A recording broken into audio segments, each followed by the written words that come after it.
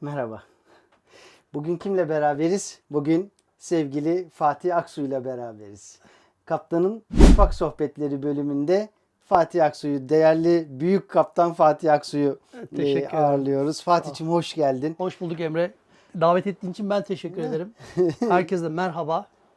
Büyük keyif. Büyük keyif seninle Sağ ol, beraber olmak, teşekkür sana ederim. yemek yapmak, senin anılarını dinlemek müthiş olacak. Çok sağ ol. 2 gün önce sen dedin ki böyle bir program yapıyorum. Gelir misin dedin, işte yemek, denizci sohbetleri. Gelirim ne demek dedim. 2 gündür yemek yemiyorum. Yaptığın her şeyi yemek için bugün. Fatih'i zor doyuracağız galiba. Hadi bakalım doyurabilecek miyiz? Senin daha önce ben Pendik Marina'da yaptığın enginar mıydı? Enginar. Enginar. Herkese anlatıyorum bunu ya. Diyorum, Aa. enginarın yapraklarıyla bir yemek yaptı diyorum. Yapraklarını yedik diyorum falan. Olur mu canım öyle bir şey? Hakikaten oluyor yani. Oluyor Ben değil mi? yedim. Eli Şimdi- çok lezzetli adam. Eyvallah. Şimdi her zaman olduğu gibi kendimize birer içki yapıyoruz. İçkimizi içerken, bu arada şimdi içki gin tonik yapacağım. Kumkuatla beraber gin tonik yapacağım. Hemen buradan topladım kumkuatları da. Burada tavuk kaynatıyorum. Haşlanıyor ve pancar haşlanıyor. Pancarların da yaprakları burada. Onlar da yıkanıyor. Pancar kavurması. Arap saçımız var. Rezene diğer ismi. Arap saçı yemeği ve diğer ana yemeklerden biri de ne o? Tavuklu, pırasalı, nohutlu, havuçlu pilav. Vay süper. Heh. Kulağa gelir. İyi ki yemeği kesmişim 2 gündür. Şimdi Arap saçını ben hep duyuyordum, görüyordum da. Egeliler kahvaltıda yiyor diye biliyordum ben onu. yok ya, bunun yemeği yapılıyor. Yani Yemeği hani yani Serdar Benli var. Bodrum'da yaşıyor. O da tekneci. O çok seviyor ot yemeklerini. Ben onun paylaşımlarında hep görürdüm. Bugün şunun salatasını yaptım. Bugün işte omlete şu otu koydum falan. Hep otlarla yapıyor. O da senin gibi yemek yapmayı seviyor. Onun bir paylaşımında görmüştüm ben. Bir kahvaltıyı böyle Arap saçı yumurtalı bir şey yaptı. sarmaşıktır o. Arap saçı Değil midir? değildir. Tamam. Sarmaşıktır. Sarmaşık yumurtalı yapılıyor çünkü. Sözün özü ilk defa yiyeceğim ben de. Merak ediyordum. Merak ettiğim bir şeyi tadacağım. Sert bir tat, anason tadı var. Aa öyle keskin. Tabii. Yani sert bir tattır. Hani böyle seven ya çok sever, sevmeyen ay bu neymiş der. Ha, Umarım seveceksin. Umarım seversin. Durian meyvesi var. Onu aratın mesela. Durian meyvesi için herkes aynı şeyi söylüyor. Durian meyvesini ya çok seversin ya nefret edersin. Dünyada 2 çeşit insan vardır. Durian meyvesini sevenler ve Sevmeyenler. Ve Asya'da durian meyvesiyle otobüse binmek yasak. Evet. Otellere girmek de yasak. Otellere girmek Ben gayet iyi biliyorsun, biliyorum. evet, Tabii. evet. Demek ki Arap saçı da öyle bir şey. Yok, o kadar o çok Değil sert. mi? Bak, Ha. Arap saçı onun yanına Değil mi? bile o meyve yani olacak bir şey değil yani. Yani ben yiyemiyorum onu. Onun kokusundan dolayı yiyemiyorum o meyveyi. Hiç tadına bile bakamadım. Aha. Şimdi gin tonic için efendim bir ölçek gin koyuyoruz. Ben 3 tane buz attım ama 4 tane de buz atabilirsiniz aslında. 4 tane niye olmasın? Neden olmasın? Olsun. 4 tane buzumuzu atalım. Evet. Üzerinde güzel bir kadırga resmi var cinin. Evet. Ve şu şeyleri, kumkuatları şöyle ikiye bölüyorum.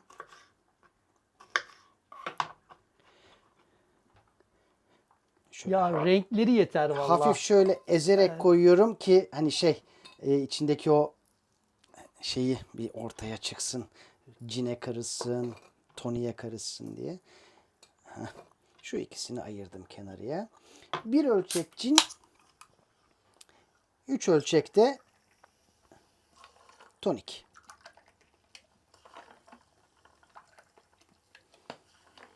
Wow. İlla ölçek isteyenler için. Bu arada genelde göz kararı yapıyorum ben.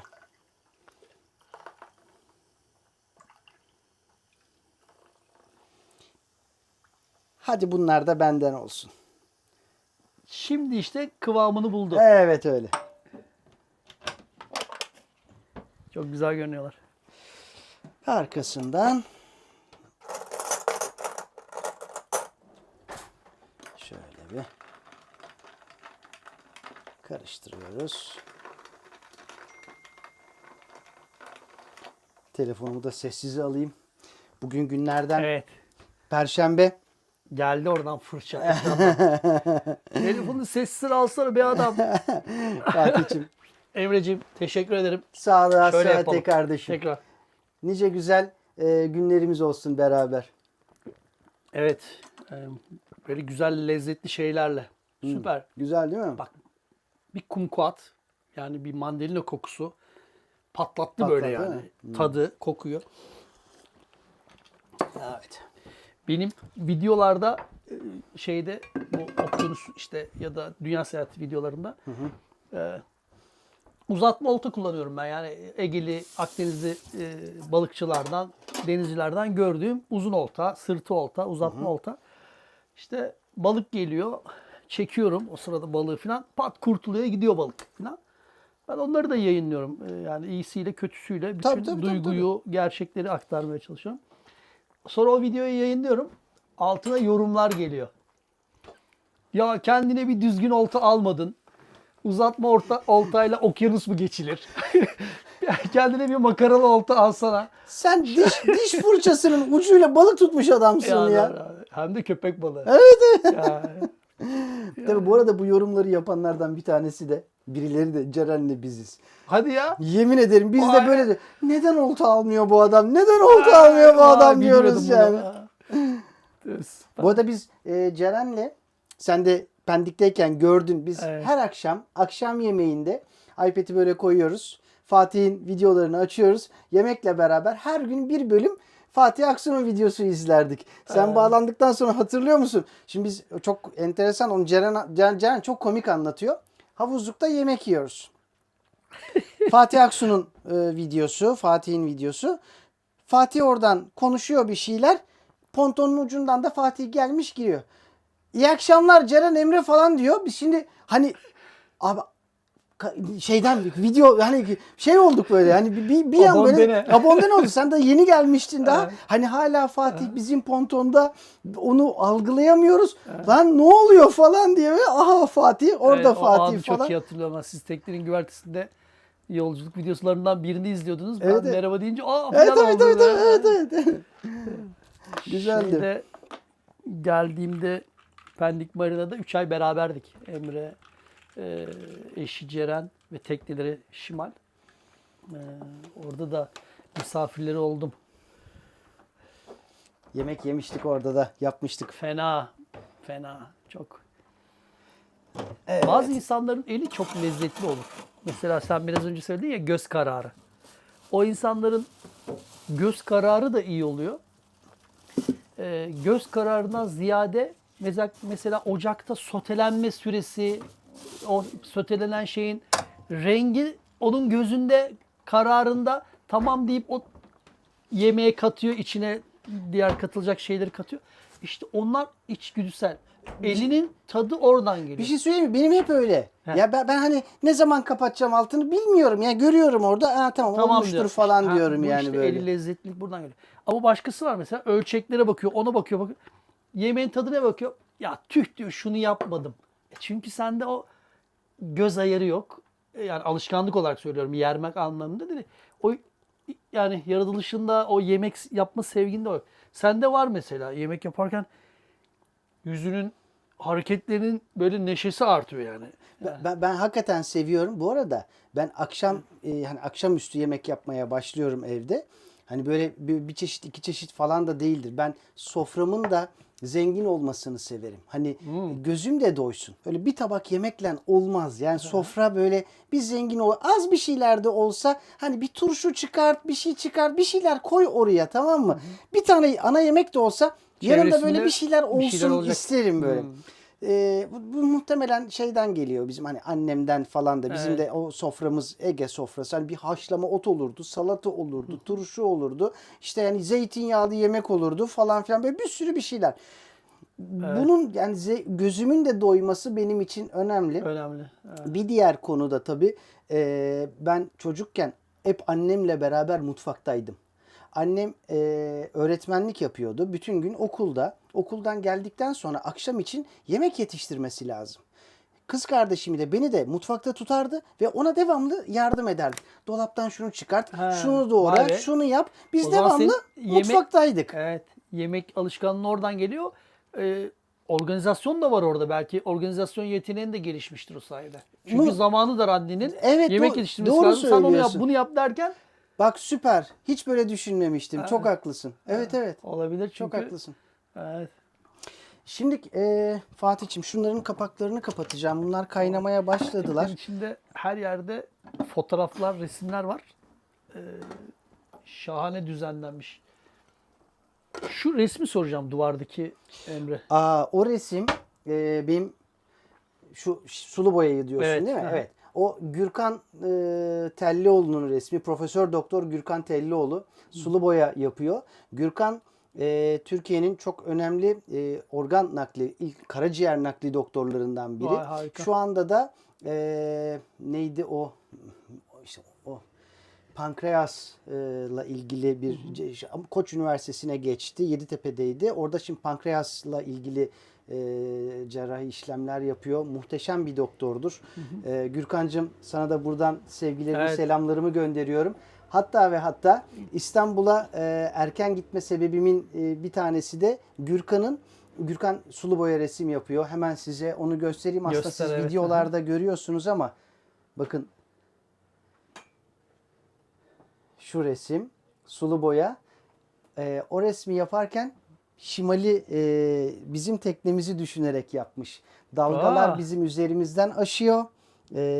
Ve işte hani o dalgalara girişimiz Ege'deki o sularda, fırtınalı sularda yelkenle gidişimizi Aa, yapmış. Bize hediye etti. Şimdi daha iyi anlaşıldı, evet.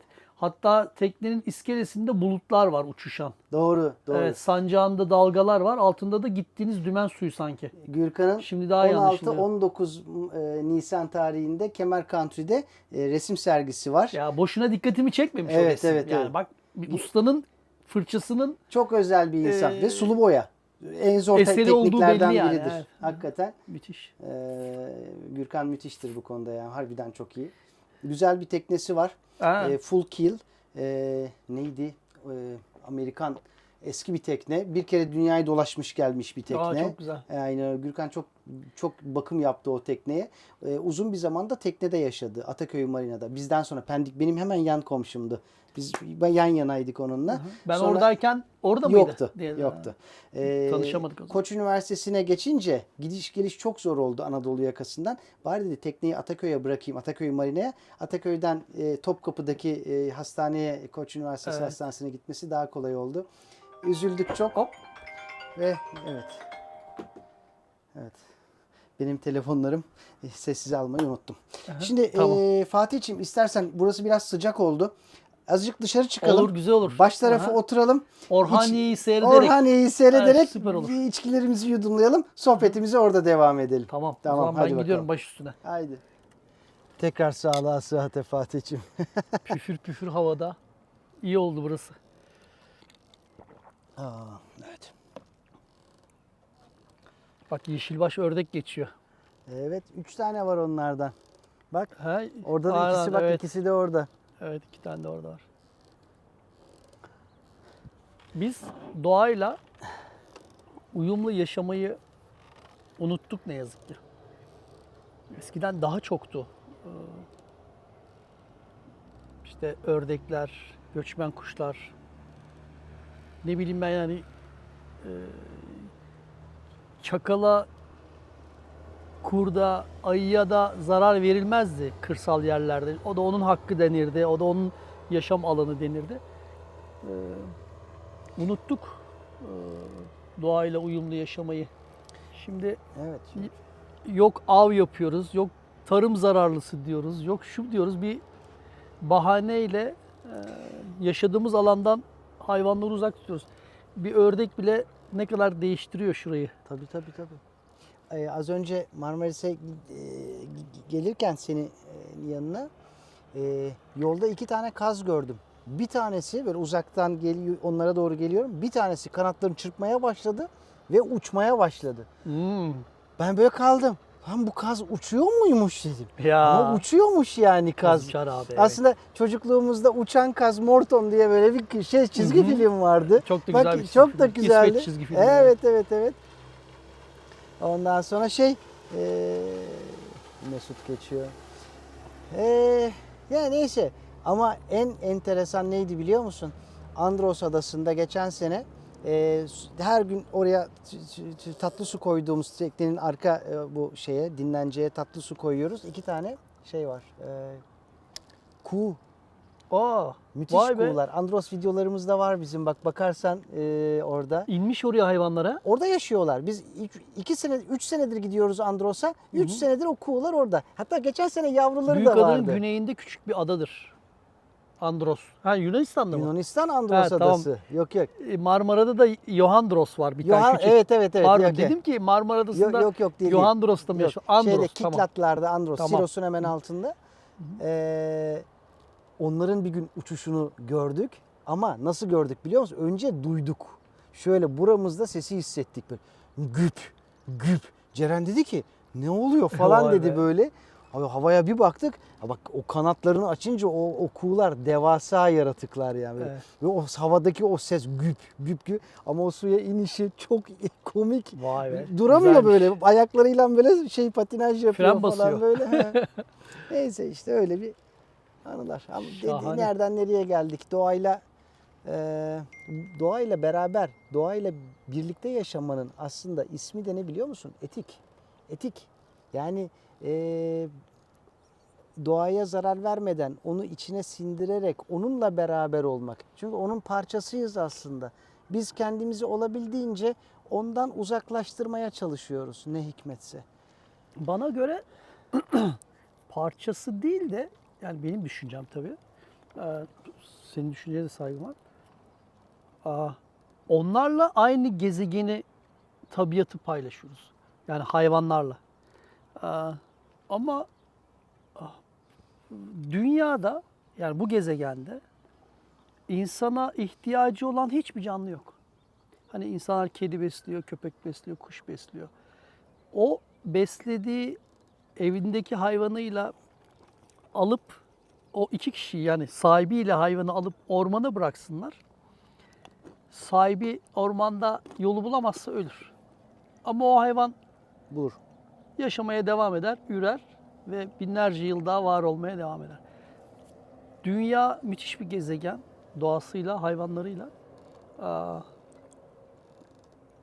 Ve biz bu doğayla, yani doğanın içinde yaşıyoruz ama bu doğanın bir parçası değiliz bana göre. Ben öyle görüyorum yani. O zaman benim fikrim şu. Şu an doğanın parçası değiliz. Doğadan kendimizi uzaklaştırdık. Ama eskiden doğanın parçasıydık biz. Bugün bir video izledim sabah YouTube'da karşıma çıktı. Yıl 1350. Ay şunu sessize almayı. Yıl 1350. 1350 yılında bugünkü insan yaşamayı başarabilir miydi diye. Ve o 1350 yılında insanların nasıl yaşadığıyla ilgili muhteşem bir kurgu yapmışlar. Bir şey söyleyeyim mi? 1350, 1350. 700 yıl falan, işte 700 küsur yıl. Aynen öyle. 650-675 yıl önce. Bir şey söyleyeyim mi?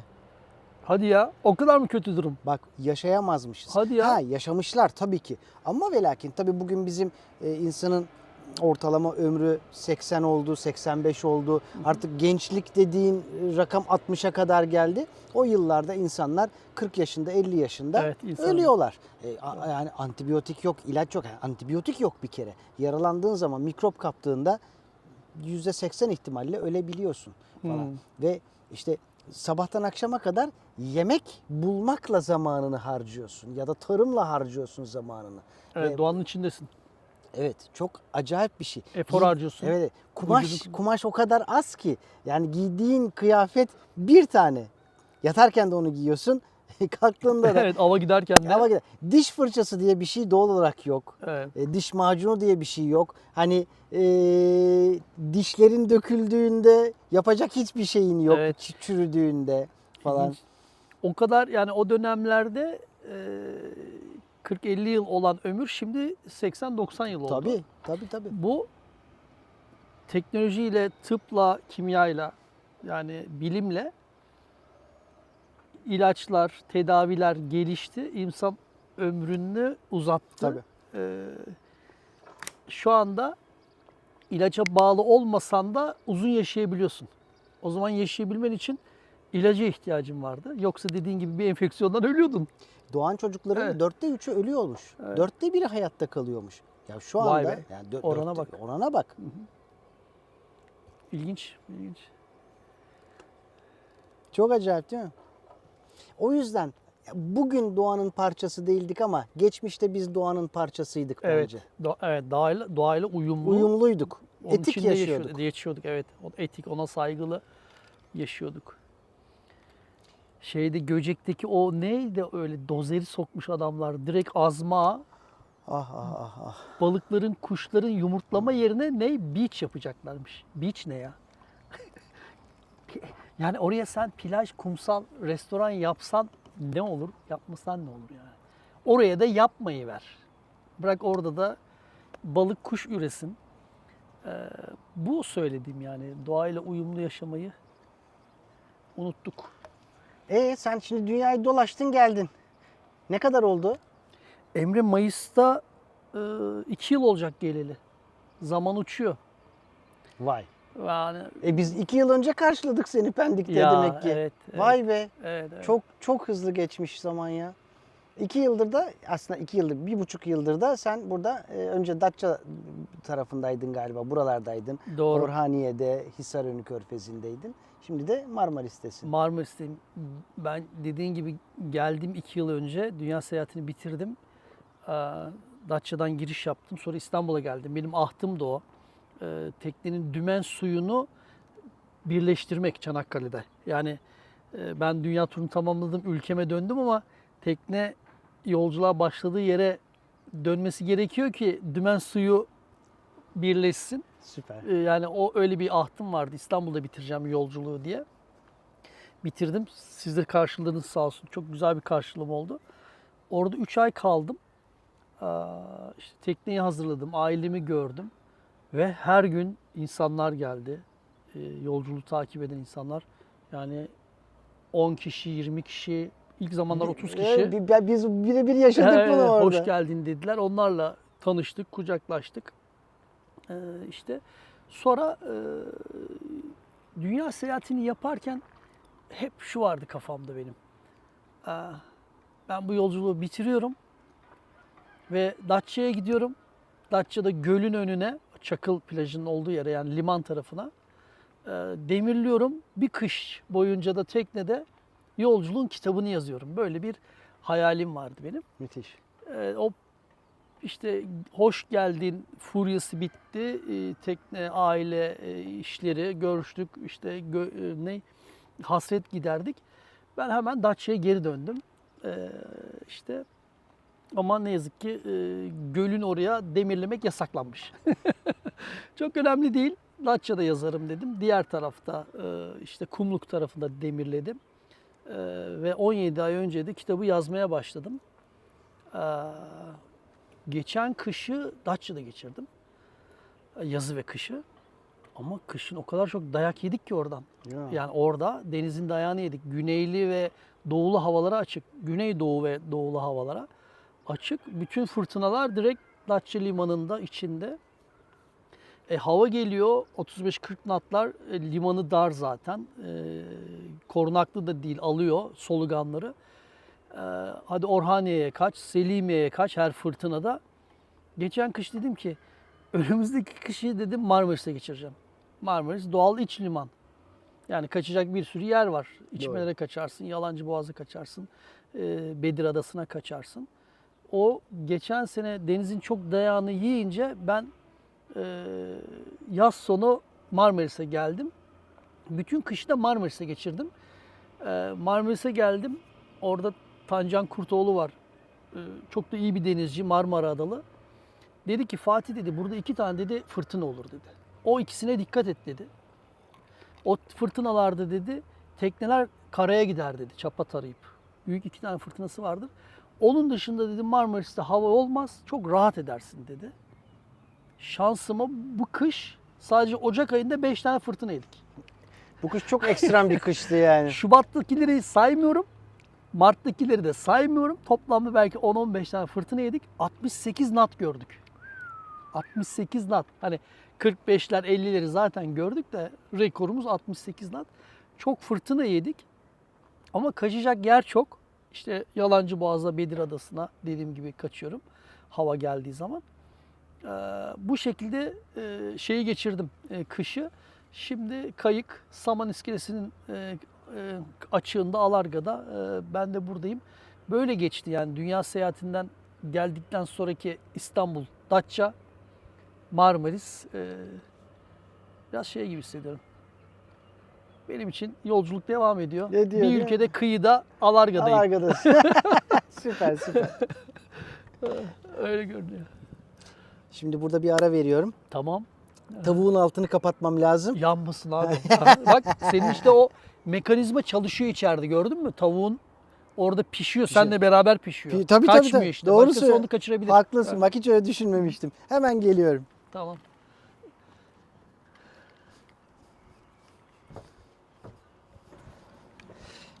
Hadi kaldığımız yerden devam edelim. Kusura bakma. Ya, tekrar. önemli değil, önemli değil. Hayat devam ediyor. Hayat devam ediyor. İşler, İş sorumluluklar, yapılacaklar. Tavuklar. He, Tavuklar. bir dakika. Tavuklar da Şimdi haşlanmaya devam aşağıda ediyor. konuştuğumuz konunun devamı sohbet ederken dedi ki ben tavuklara bakıyorum onların dedi şimdi dedi çevrilmesi lazım dedi. Gitti tam zamanında. Yok çevirmek değil. Haşlanıyordu altını kapattım. Tamam kapattın. Öyle bir şey dedin evet. Bu ne demek biliyor musun? İçinde biyolojik saatin onu takip ediyor. Doğru söylüyorsun. Yeme. Tabii doğru söylüyorsun. Ya yemek çok önemli konu ya. Vallahi yemek çok önemli konu. Ya sonuçta 3 kuruşluk dünya. Geldik. Yiyeceğiz, içeceğiz, gezeceğiz, eğleneceğiz. En önemlisi de ne biliyor musun? Seveceğiz. Evet. Ve ondan sonra Seveceğiz. çalışacağız. Hoşça kal diyeceğiz. Bitecek gidecek. Severek yapmak çok önemli ya. Yorulmuyor o zaman insan. Hmm. Yani sıkılmıyor, erinmiyor. Sevdiği bir şey için mesela kilometrelerce gidiyor. Sevmediği bir şey için ayağını kaldırmadan parmağını kımıldatmaz. Bir laf vardır ya. Sevdiğin şeyi, sevdiğin işi yaparsan çalışmış sayılmazsın. Kesinlikle Zaten katılıyorum. seviyorsun onu. Zaten yapıyorsun yani. Hı hı, kesinlikle katılıyorum. Hobini yapıyorsan çalışmış sayılmazsın. Neyse. Anlat be. Dünyayı dolaştın, ettin. anlatayım? Güzel anılardan bahset valla. Şey gibi söyleyeyim seninki sana. de Açık kızlardan bahset. Nasıldı kızlar oralarda? şey- Bak hiç konuşmadığımız konu değil mi bu? bahsederim. Benim hiç girmediğim konular ama sen istediğin için bahsederim. Şimdi 5 yıl dünya seyahati yaptım ben. Doya doya gezdim. Kimi yerde 6 ay, 7 ay, kimi yerde 8 ay kaldım. Bir adaya girdim. Ya dedim çok sıcak hava. Yani yaprak kımıldamıyor. Kılıç balıkları yatıyor suyun üstünde sıcaktan. Öyle Vay. bunaltıcı. Şu koya gireyim dedim. Öğlen yemeği yiyeyim. Akşam serinliğinde dedim devam ederim. O koyda 3 gün kaldım. O kadar güzel ki. Öğlen yemeğine diye Evet. girdiğin koyda 3 gün Şimdi kaldı. böyle doya doya sindire sindire gezmiş bir adama ne var ne yok diye sorduğun zaman benim hafızada böyle binlerce hikaye işlemci Değil gibi mi? bir tarıyor. Hangisini anlatayım? Ne anlatayım? Hangisini? Bir sürü şey var. Çok zor. Hadi anlat dediğinde böyle O yüzden spesifik bir şey sordum Sordun sana lan. ki onu daraltayım Evet. diye. Kadınlarla ya da işte gittiğin ülkelerin, adaların güzel kızlarıyla ilgili Güzel kızlarıyla. güzel Tabii, tabii. kızlarıyla ilgili söyleyeceğim tek bir şey var. Dünyada kadın yani erkek de kadın da aynı Emre. Onlar da kıskanç, onlar da nerede kaldın diyorlar. Diyorlardı. Evet. Yani hiçbir şey değişmiyor. İnsan dünyada her yerde aynı. Yani kadın ya da erkek değişmiyor. Güzel bir sözü vardır bizim büyüklerimizin. İşte yaradan iyi insana rastlatsın seni Tabii, derler tabii. değil mi? Öyle mi derler? Tabii Öyle bir tabii. söz var. Anneannemin Evet. hep bana İyi olan insanlara duasıdır. rastla. Hep iyi insanlara rastla. Bu kadında da erkekte de herkes için geçerli yani. İnsan çok enteresan bir varlık, canlı. Bunun gerçekten içinde çok kötüleri de var, çok iyileri de var. Kadın ya da erkek değişmiyor. Hepsi aynı. Böyle kenarından Kenarından dolaştım. dolaştım. Bu şöyle bir şey var. Onu da söylemem lazım. Şimdi ben dünya seyahati çok şey yapıyoruz ama böyle hani dünya seyahatine gidiyoruz ama sonuçta da 7-8 yıldır bunun içinde yaşıyorum böyle tekne hayatında. Çok daha farklı bir şey yapmıyorum yani deniz ve tekne hayatı. Onun için de hikayeler, anılar hep bununla ilgili. Başka anlatacak çok bir şey yok şey olarak. Bana şey diyorlar işte paylaşımlarında biraz daha şunu göstersene, bunu göstersene. Benim öyle bir yapım yok. Onu yapanlar zaten var. Bir sürü var. Doğru Ve söylüyorsun. internet ortamı, isteyen istediği her şeye ulaşabiliyor. Biz de böyleyiz. Biz de yani bunu seven izlesin ya da nasıl söyleyeyim böyle seven dinlesin. Yani o yüzden ben öyle değilim yani anlatamam, çok sevmem öyle o konulara girmeyi. O yüzden kenarından dolaştım. Tamam peki. Kadınları koyduk bir kenarıya. Onun haricinde Biliyorsun değil mi? Ceren izleyecek bunu. hiçbir sıkıntı yok. İyi peki tamam. Hiçbir sıkıntı Şaka yok. yapıyorum ben. Ceren benim başka kadınlarla görüşmeme hiçbir şey söylemiyor. Kestik. Yalan yemin ederim ya. Yok Kestik. öyle bir şey. Yok öyle bir İşte dünya. cin adamı Cin çarpar. Ceren aşkım ama ben Yok şaka yapıyorum. ben Güzel, ben çok ben, keyifli. ben Ceren'e çok aşığım Evet, gerçekten. o da sana öyle. Evet, O da sana aşık. o benim Ceren aşkım. Ömrüm boyunca da Ceren aşkım olarak kalacak. Ben onu geç buldum. Hiçbir zaman da kaybetmek Bırakmayacağım. istemem Evet, çok ve güzel bir şey bırakmam da zaten.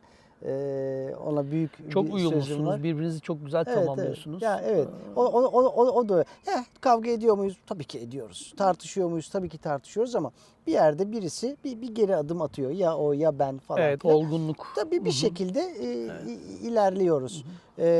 Bu arada aramızda da 16 yaş fark var. Öyle mi? Ha. Birileri yazmış 25 yaş fark var aranızda öyle görünüyor. Sen sedantersin, o sporcu nasıl olacak bu iş tarzında böyle bir takım yorumlar gelmiş. Öyle değil ki. Aşk Ya öyle bir şey değil arkadaşlar. Hiç hoşumuza gitmedi. Neyse çok da önemli değil. Yani ne aşkla ya da ne de yaşam tarzıyla alakası var. Öyle hiç alakası yok. Çok yani ikimiz o kadar uyumlu, o kadar güzel, mutluyuz ki aynı şeylerden keyif alıyoruz. Aynı hayatı beraber paylaşmaktan büyük zevk alıyoruz. Da bitti yani bunun daha ötesi yok yani aramızdaki yaş farkıymış, oymuş, buymuş falan filan. Geçiniz. Ceren aşkım.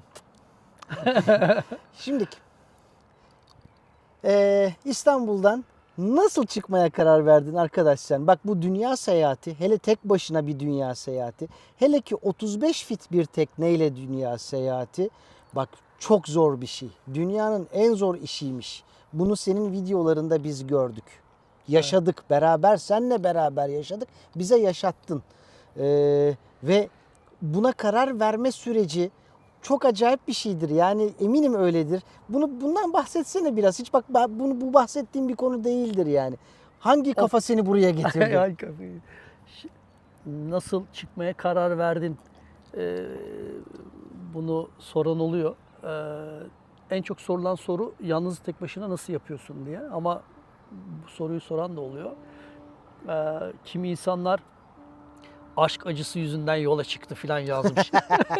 Böyle bir destansı yolculuğa çıkmak için hiçbir travma ya da hiçbir olay beklemeyin. İmkanınız, zamanınız varsa çıkın, gidin. Dünya müthiş bir gezegen. O ışığı bekliyorum, o anı bekliyorum, o sebebi bekliyorum. Beklemeyin. Dediğim gibi imkan ve zamanla alakalı bu. İşte benim bir 35 teknem var. Yeni almıştım o zaman daha. Yola çıkmaya karar verdiğimde işte 8 aydır bendeydi. Nasıl karar verdim? Tabii bir süreçten geliyor bu. Öyle pat diye tekneyi aldım ve gidiyorum değil. Benim deniz inşaat firmam vardı. 10 yıl sualtı işleri yaptım. İşte Libya'da, Türkiye'de. Bazen dalış eğitimleri veriyordum. İşte dalış kursları açıyordum. İşte derken Arap Baharı, bizim şantiyeler kapandı. Türkiye'deki siyasi durum, televizyon açıyorsun küfür, sokağa çıkıyorsun kimse konuşmuyor. Ofiste personel, kiralar, giderler, muhasebe böyle her şey üzerime geliyor. Ya dedim bu nasıl bir hayat dedim yani. Ne yapıyorum ben? Mutsuzum ben dedim yani.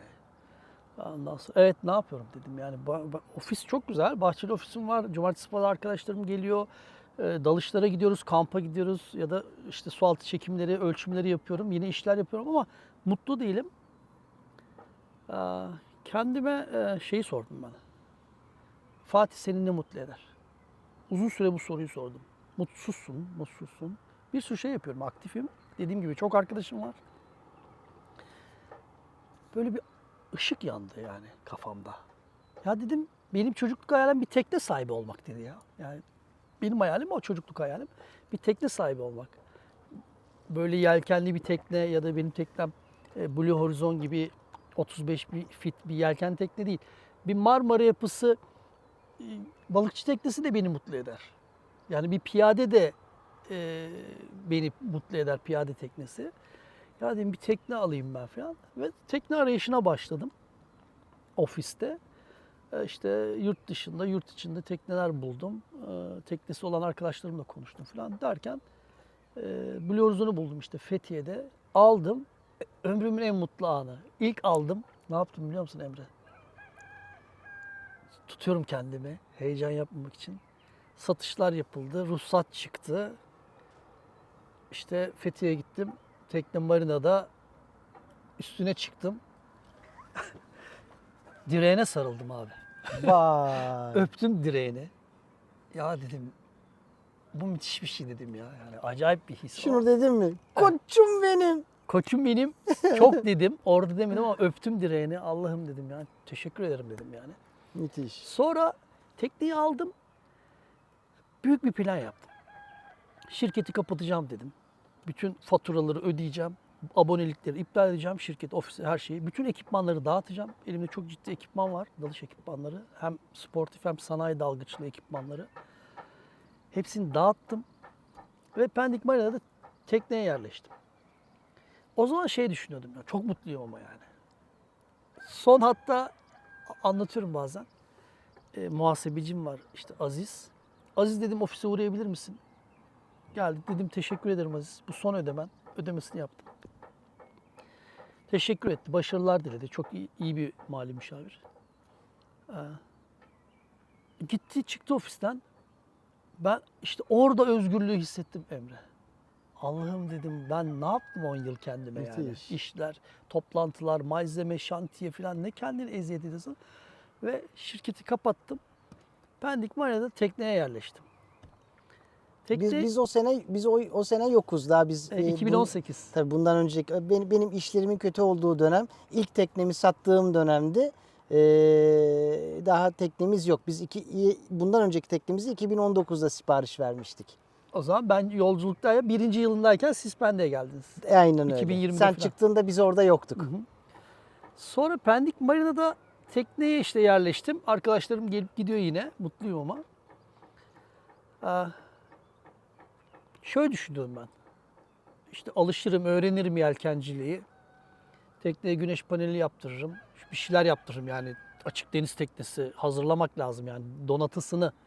Yani Kafanda var yani var. dünya seyahati. O yok da şöyle Yani. var. Tam olarak şöyle kafamda.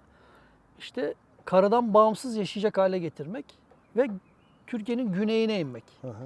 İşte Bodrum, Marmaris, Datça, buralarda kıyılarda yaşamak, gezmek. Hı hı.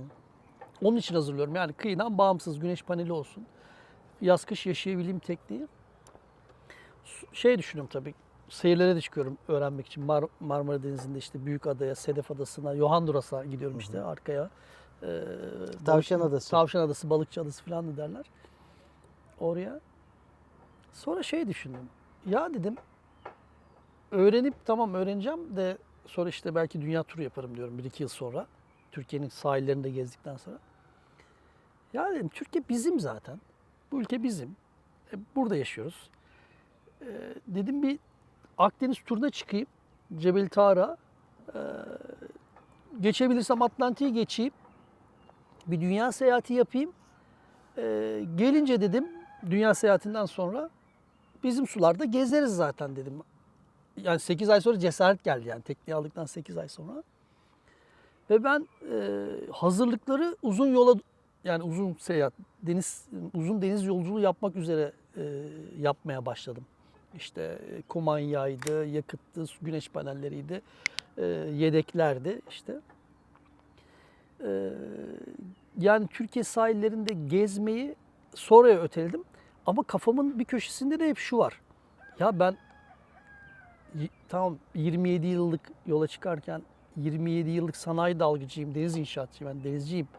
Denizciliğimde sorun yok. Ama yelkenciliğim daha 8 ay. Orada şunu düşündüm ben. Cebel Tarık'a kadar gidebilirsem Geçerim. ben dedim Atlantik'i geçerim dedim yani.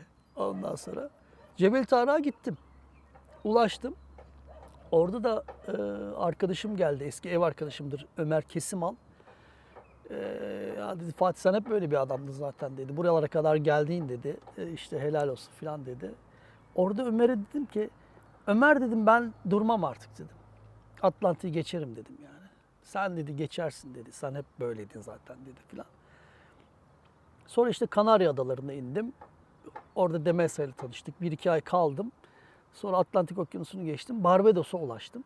Sonra Oraya da Melsa senin yanına geldi. Evet, sonra Oğuz geldi. Oğuz geldi. Oğuz da orada şunu söyledi. Vay be dedi Fatih helal olsun dedi ya. İşte 18 günde dedi geçtin dedi Atlantik'i dedi. Türkiye'den buralara kadar dedi geldin dedi. Oğuz'a dedim ki Oğuz dedim benim için dünya bitti. Ben dedim Pasifik'i de geçerim. Hint Okyanusu'nu da geçerim. Artık dedim benim kafamda bu tamam dedim yani. Yelkenliyle okyanusları geçip rota tamamlamak öğrenmiştim orada. Artık benim için dünya orada bitmişti.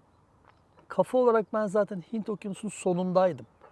Ama ilk Pendik'ten yola çıkarken Cebel Tarık'a gidebilir miyim vardı. Seninle buraya gelirken yolda konuştuğumuz gibi. Başlayan bir şey gelişir. Durmaz. Ben oraya gittiğimde artık pupa seyri nedir? Trimler nedir? Camadan nedir? Hangi havadan kaçılır? Bora geliyor. Artık orada öğrenmiştim. Süreç şirketi kapatma, tekneyi alma, kararlar, acabalar artık tamam yaparım böyle oldu. Müthiş. Sonra 5 yıl dünya seyahati 35 bin kişiyi peşime taktım. 35 bin kişi sürekli ben yolculuğu paylaştım. Seninle beraber yaşadık biz o yolculuğu. Evet. Onunla, o 35 bin kişinin içinde biz de Siz de varız. varsınız. Evet işte öyle büyüdü hikaye. Çok dikkat etmek lazım ama. Dünya seyahati yaparken bir yandan da paylaşım yaparken insan şunu kaçırıyor. Bir süre sonra şey oluyorsun ben olmadım. Çünkü kontrol gerekiyor. O konuda da iradeliyim biliyorum.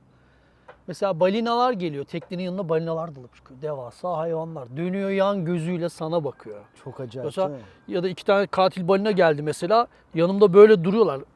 Böyle bordaya dikine gelmişler aykırı. Büyük olanı küçük olana vuk vuk bir şey söylüyor. Küçük olan ona dönüyor. Vuk vuk bir şey. Onları izliyorsun yani. Abi Ya, şimdi çok burada şunu acayip yapman bir şey gerekiyor. ya. Evet, şimdi kuşlar, balıklar, adalar, insanlar. Onu da çekeyim, bunu da çekeyim, onu da yapayım dersen o tekneyle gezme felsefesinden, o iç ruhani yolculuğundan uzaklaşırsın uzaklaşıyorsun. ve iş yalınlaşır. Amaç başka bir noktaya evriliyor. Hani amaç video çekmek mi? Amaç o anı yaşamak mı? Aynen Şu o. anda kal meselesi var ya işte Evet, o. işte çok önemli bu. Tabii ki o da lazım. Mesela duvarına asacağın bir resim ya da sevdiğin insanlara, takip eden insanlara göstermek için o da lazım ama onun bir dozu var. Doğrusu. Çok önemli bu. Aynısını biz yaşıyoruz şu an Yaşıyorsun. Ceren'le. Çok Tabii önemli. tabii. Ona da dikkat ettim. Diyordum ki ben şu an mesela tekne gidiyor tam arma aç rüzgarda koşuyor tekne. Şu an sana ait Fatih diyordum yani tadını çıkart. Ya da güvertede uzanıyorum kitap okuyorum falan. Doya doya sindire sindire güzel bir seyahat yaptım. Bize de oluyor o. Çok keyifli bir rüzgar gelmiş. Böyle 20-25 knot arası. Full armayız. Geniş yapaz. Böyle 8,5-9 knot hızlarda gidiyoruz. Müthiş böyle keyifli fışır fışır fışır böyle. Böyle kaba dalga yok. Ceren diyor ki çekelim. Ceren ne olur bırak. Şu Çekersin. anı yaşayalım. Bak Aynen. hani hiç gerek yok. Sonra işte anlatıyoruz bunu. Sonra yazıyorlar bize keşke çekseydiniz. Ya ama olmuyor işte. O anı yaşamak çok daha bize Doğrusu o an olan bu. Ha, çok da o anı yaşamak çok daha güzel geliyor, keyifli geliyor. Çünkü onu bozmak istemiyorsun böyle. Doğru. O eline bir kamera al bilmem falan filan. Neden biliyor musunuz? Keşke onu da çekseydiniz diyenlere ya da öyle düşünenlere söylüyorum. Ya zaten ondan var. Bir sürü var çekilmiş. Hani bizim de sizin de videolarınızda var yani. Yani o his, o görüntü acaba nasıl bir şeydi o var orada.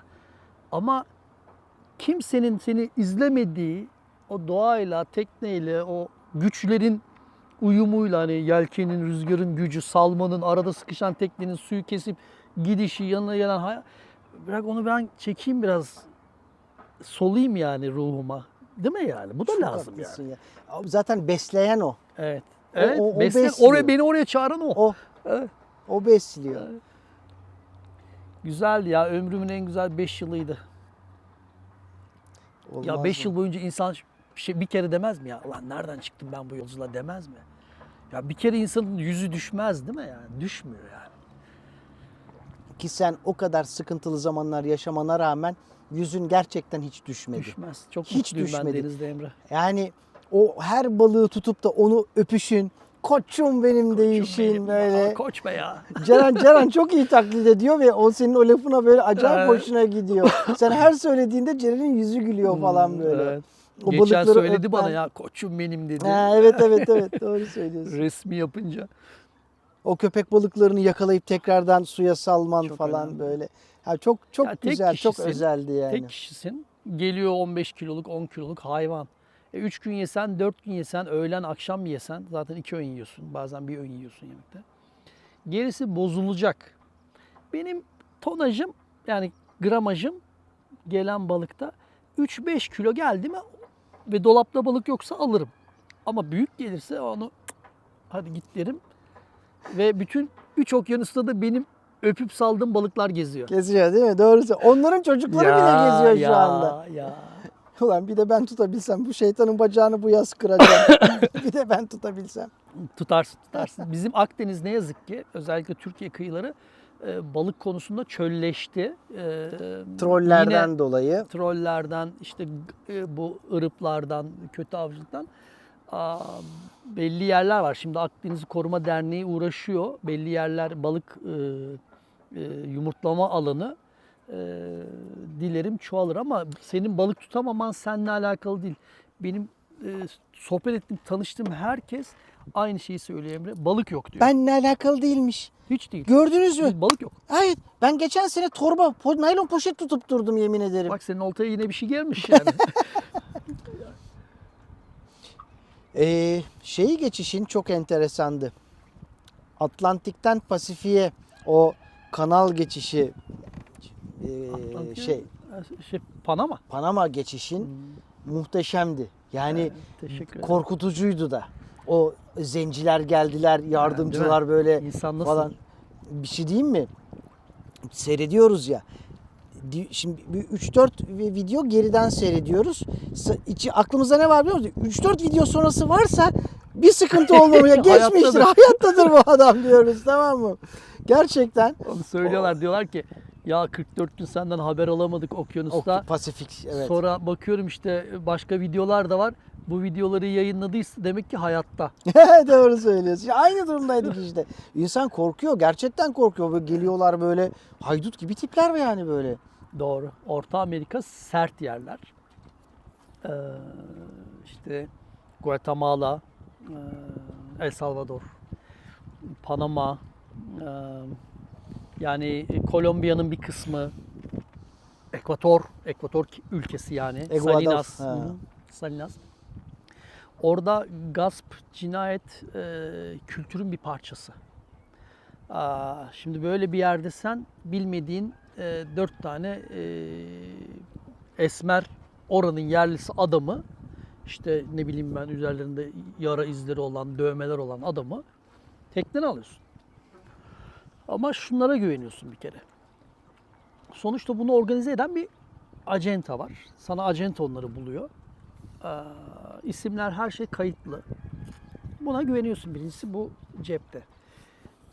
Oradaki tekneler, Panama kanalını geçecek tekneler ve daha önce geçmiş olan tekneler şunu söylüyorlar mesela. Diyorlar ki aman işte kameraya sokmayın o adamları. İşte makarna verin, bir battaniye verin. Onlar güvertede zaten yatıyorlar falan diyorlar. Bu arada Panama kanalından geçerken tabii sevgili Fatih'in videolarını izlememiş olan izleyicilerimiz, takipçilerimiz için şöyle bir açıklama yapacağım. Panama kanalından geçerken teknenize yardımcı olarak zorunlu almak durumunda olduğunuz yardımcı adamlar bunlar. Kaç kişiydi? 4 kişiler miydi? Şöyle, dediğin çok doğru. Yani Teknede onu 4 kişi olmak zorunda. İsterse 4'ü teknenin sahibi olsun, o da olur. Ama teknenin 2 kişi var. Sahibi ve eşi ya da 2 arkadaş. 2 kişi 2 daha kişi daha gelecek. gerekiyor. Heh, Yani tamam. teknede 4 kişi olmak zorunda. Evet, Onu tamamlamak evet. için O bir kanala giriyorsunuz Biz 3 çünkü. kişi aldık. Evet, bir kanala giriyor. Tekneler böyle yan yana Kalamarcı yani bunlar. Evet, havuzlara giriyor. O havuzlardan, kenarlardan halatlar atılıyor. Doğru. Sizi o yukarıdakiler çekiyorlardı. Yanlış hatırlamıyorum, değil mi ben? onlar yukarıda bağlıyorlar. Havuzlar su dolunca, Su dolunca ne oluyor? Salya yapıyor halatlar. Onlar boşuna alıp volta ediyor. Evet. Ya da sular boşalırken ne oluyor? Halat deste oluyor. Boş koyuyor o zaman. Yani Doğru. halatçı onlar, palamarcı. Ve yukarıda sen motorla mı gidiyorsun bir sonraki havuzun içine? Yukarıdaki adamlar çekiyor. Adamlar çekiyorlar Hı hı. seni. Heh. Senin söylediğin gibi. Yani yukarıdaki başka bir belgeselde izlediğimde gemileri de lokomotif gibi bir şey vardı. Doğru. Lokomotif Büyük gemileri. bildiğiniz lokomotifler Lokomotifler çekiyor. Yukarıda çekiyor ray böyle. sistemi var. Evet. Şimdi Fatih'e de işte o yardımcı böyle geldi adamlar. Yani Tehlikeli görünüyorlar. bundan dolayı geldiler işte. Yani hani o Ha. zorunluluk hali var yani. Doğru, Pardon, günlüğü sözünü 100 kestim. dolara kiralıyorsunuz onları. Geçiş boyunca da sizi Panama Kolon'dan alıyorlar. 3 havuzu geçirip Gatun Gölü'ne çıkartıyorlar. Orada sizinle teknede kalıyorlar bir gece. Sonra ertesi gün Gatun Gölü'nü geçiyorsunuz. O da yaklaşık bir günlük seyir. Yanlış hatırlamıyorsam 35-40 millik bir seyir. Pasifik tarafına geçiyorsunuz. Orada da havuzlardan sizi Pasifik'e indiriyorlar. Bu süreç boyunca 2 gün sizinle kalıyorlar. Kahvaltıları, yatmaları, içmeleri, yemeleri size ait. Ve artı $100'er 100'er dolar da ücretleri var. ücret ödüyorsunuz. Burada şu var işte dediğim gibi Emre. Bunu bir acenta organize ediyor. Ona güveniyorsunuz. Bir de bir süre sonra dedim ya, insan dünyanın her yerinde aynı. Mesela bana orada herkes söyledi yani makarna pişirirsin ama içeri sokma falan böyle. Ben öyle bir şey yapmam. Ben öyle görmedim. Benim şantiyelerimde de, iş yerimde de, evimde de, bize gelen işçiler de, yani doğramacısı olur, bir tamirci olur. Biz ne yiyorsak onu yer. Yani benim kültürüm öyle. Ben dedim biz ne yiyorsak onlar da onu yiyecek yani. Ve çok güzel köfte yaptım ben. Hazırladım önceden. Oğuz onları kızarttı. Yanına pilav yaptık, makarna yaptık, kola, işte biberler kızarttık. Yani Panama kanalını mı geçiyoruz? Barbekü, mangal partisi mi yapıyoruz? Ve adamlar bayıldı. Sonra akşam yemeği yine bulgur pilavı yaptık. Müthiş sebzeli bulgur pilavı. Yanına yine köfte. Ertesi sabah sucuklu yumurta yaptık. Bak ne yaptı biliyor musun adamlar? Müthiş. Türk misafirperverliği burada da Beni çok kendini etkiledi. gösterdi. Evet. Ya bu bakış açısı. Adam şöyle yaptı. Hepsi yaptı hem de yani. Ya bu adamların ailesi var ya. Çoluğu çocuğu var ya. Kimisi sucuklu yumurtanın fotoğrafını çekiyor, çocuğuna gönderiyor. Bak diyor çok iyi bir tekneyle geçiyoruz diyor. Hep kötü davranmışlar. Ha. Yani işte karısına köfteli tabağı gösteriyor böyle. Fotoğraf gönderiyor ki evde rahat ol diyor. Ben burada güzel yemek güzel yiyorum yemek diyor. yiyorum. Ha. Müthiş. Şimdi bunlar küçük şeyler ve küçük ama çok önemli şeyler. Bir tabak yemek neydi yani? Makarna verecek misin? Yani sen verme, o kanalı da geçme yani. Hatta git okyanusta bat yani. O zihniyetteysen yani. Doğru söylüyorsun. Nedir bir tabak yemek vermemek? Sonra ertesi gün oldu. Şimdi ben kalktım, hazırlıyorum tekneyi. Hiçbir şey elletmiyorlar. Telsizi anons ediyor. Nerede kal? Nasıl sahiplendiler tekneyi? Ha. Kusursuz geçiş yaptık, öpüştük, sarıldık, teşekkür edip ayrıldık. Yani bir battaniye verdim hepsine. İsteyen içeride yattı, isteyen koltuklarda yattı falan. Akşam güvertede oturduk, şamata gırgır yaptık. espriler, fıkralar falan. İnsan gibi birbirimize, onlar bize insan gibi, biz de onlara insan gibi davrandık. Güzel bir geçiş oldu. Yani sözün başına geleceğim. İnsan her yerde aynı Emre. Aynı adamlar kötü niyetliyse Türkiye'de de var. Doğru söylüyorsun. Ya da iyi niyetli adam Costa Rica'da da var. Guatemala'da da var iyi insanlar. Kötü insanlar da var. Burada tabii ki tedbirlerini alacaksın. Sonra senin nasıl davrandığın önemli yani. Senin ne yaptığın önemli. Öyle bir geçiş oldu o. Müthiş. Diyor ya, insanlar ikiye ayrılır. İyiler ve kötüler. Evet, her yerde aynı. Her yerde. Allah hep iyi insanlarla karşılaşmak Evet, nasip çok etsin. güzel bir dua. Katılıyorum ona.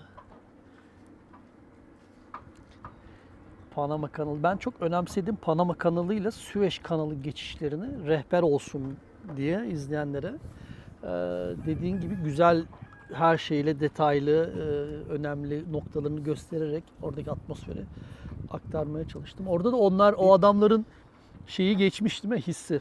Geçti, geçmez mi? görünüyor. Yani gerçekten öyleydiler Tehlikeli yani. görünüyorlar ama Bir hepsinin de çoluğu çocuğu var. o tehlikeli insanlar deyince bir de şey geldi aklıma. Pasifik'te bir adaya gittin. Şu uyuşturucu bir şey ot içmekten dişleri dökülmüş olan insanların olduğu. Evet. Bak orada var ya, biz Ceren'le endişeye öyle bir gark olduk ki dedik Fatih buradan sağ çıkarsa yani daha bir şey olmaz Fatih'e dedik. Orada da endişelenmekte haklısınız yani. Yani bak gerçi teknene çünkü bak neyi gördük biliyor musun? Senin teknene böyle botla gelip böyle haldır huldur böyle bir bindiler ya. Senin o anki o gözlerinin onlara olan bakışın hani ve bunu çekmişsin. Çekerek Yani paylaştılar. yani gerçekten o korkunu seninle beraber orada yaşadık biz. Evet, Oradan o sağ Andaman çıktın. Adası'nda gözaltına alınma sahnesi. Bir sürü insan tekneye doldular. Yok yok onu demiyorum. Yok yok o Hindistan'dakini diyorsun sen değil Aha. mi? Ben onu demiyorum. O Pasifik'te bir muhtarıyla sen muhtarının yanına gittin. Ahşap bir iskelesi vardı. Adamın ismini söyledin ve sana bir şey yapmadılar. Ha, Elektrik Vaga yok. Vaga. Vaga vaga. Elektrik Ya. yok. Su yok. Yani internet yok. Dünyadan tamamen kopuk.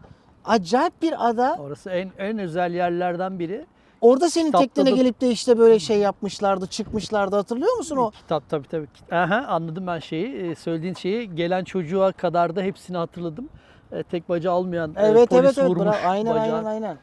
Emre'nin bahsettiği yerde dediği gibi internet yok.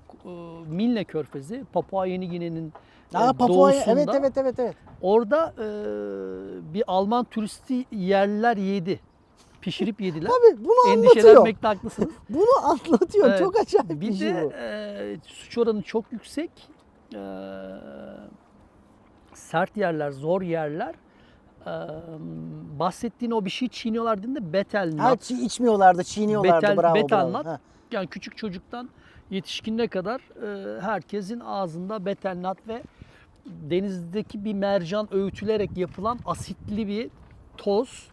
Yani bir zehirlenme anı, 1-2 dakikalık o zehirlenme anını onlar keyif olarak görüyor, kabul ediyor.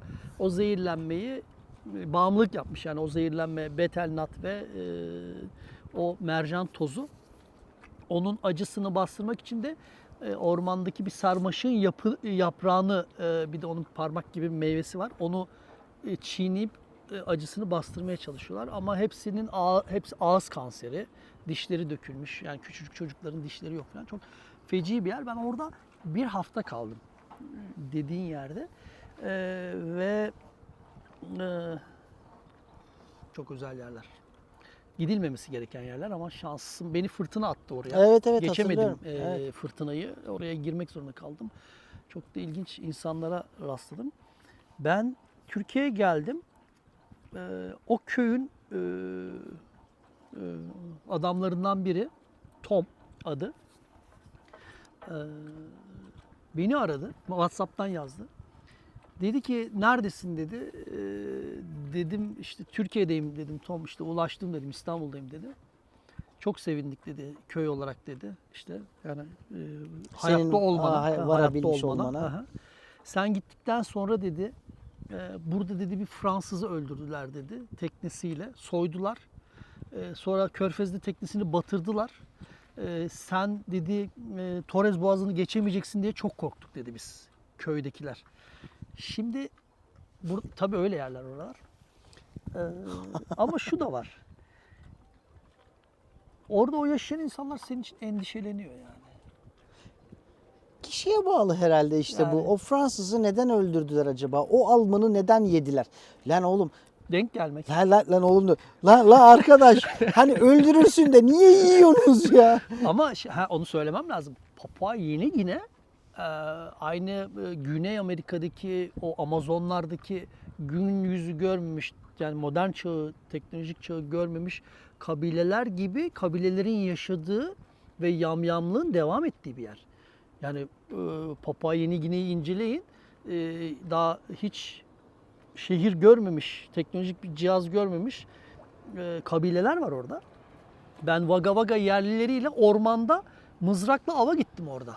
Orada hala orman tavuğunu, ormandan domuz avına mızrakla gidiyorlar. Tabii. Yani. Çok acayip. Peki şimdi burada bir ara veriyoruz. Sohbete dışarıda değil, artık içeride devam edeceğiz. Yavaş yavaş yemek hazırlıklarına başlıyoruz. Tamam, bu Hadi sohbetin bakalım. üzerine o zaman şöyle bir şey, ben senin izleyicilerine bir şeyler göstermek için yolculuktan topladığım birkaç bir şey getirdim. Onları da göstereyim size. Çok İçeride göstereyim. süpersin. Ha, ne güzel. Harikasın. Wagga Wagga yerlerinin Mızrakla. mızrağını değil şaka. Süper. Hadi bakalım içerideyiz şimdiki.